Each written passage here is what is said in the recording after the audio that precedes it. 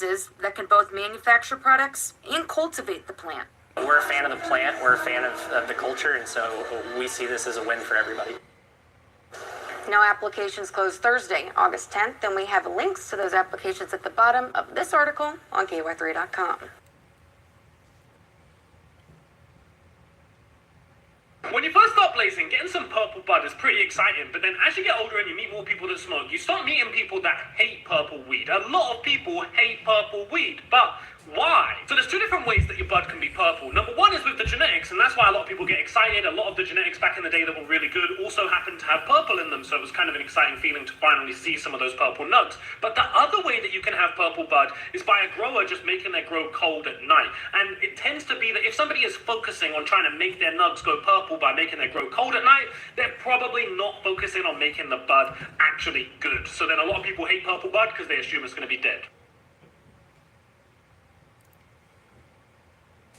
Wow, that's Snoop Dogg, the Godfather. I hit that blunt, I'm going to see the father. Damn, Earth was cool. Oh, this gas, 93 octane. God, take me now. Hey, cool it. He got another one sparked already. He being unreasonable. This beyond me. If you think I'm finna hit that blunt again, heavens no, I'm high, bucko. I'm puzzled. I'm finna give it right back to him and tell him I hit it 10 times already. I'm finna call 911 and report an attempted murder. He keep passing me blunts. He think we in a relay race. What a bummer. I'm finna put this out, and if he asks why, I'm gonna tell him I'm allergic to marijuana. Weed for me stand for with each exhale, I'm about to die. That first one, gotta like, knock why? it off. I done already took Why would 2 you just blunts. throw He a done blunt? sparked a third one. Smoke monster. I'm finna play sleep. I'm comatose. Big fella, you took that blunt to the head. Now you finna be in the nearest hospital bed. This ain't the move. I'm finna scoot. He a different breed.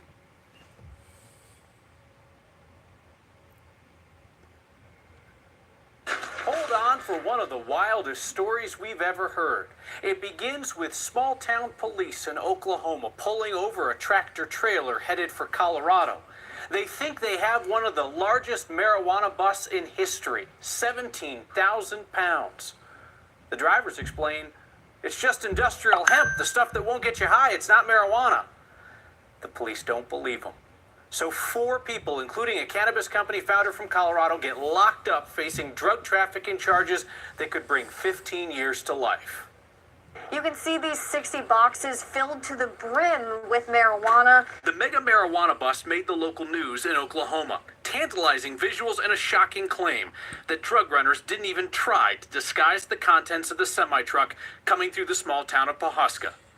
But is that what really happened? Andrew Ross of Aurora was in that second van. He's with Patriot Shield, veterans providing security services to the cannabis industry. I run a veteran-owned company. This is absolutely... Ross, a colleague, and 2 drivers are facing aggravated trafficking of marijuana charges that could bring 15 to life. There's a simple way to clear this up.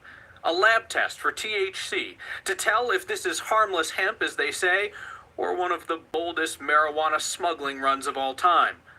But an attorney for one of the men says that federal drug labs nearby are closed for the government shutdown, so he doesn't know when they'll receive the tests back. Meanwhile, his clients are still in jail in Oklahoma. Ross, the Coloradan in the group, the guy with the beard, he posted his $40,000 bond tonight. A Louisville-based company tells us that was their $500,000 load of hemp coming here for processing. They say they specifically got assurances from the Oklahoma Department of Transportation that they were aware of the federal law and there was no issue bringing it through Oklahoma. This is a complicated and crazy story, so before this one blows up, let's step back and consider the scenarios. Scenario 1, it really was industrial hemp on board, totally legal. That police department thought it had the bust of the century and was completely wrong. And if we're going to Occam's razor this thing and say the simplest explanation is the best, that's the one you have to go with. Because otherwise, you have to believe that they were really trucking 17,000 pounds of black market weed across the country and giving Oklahoma a heads up that it was coming through.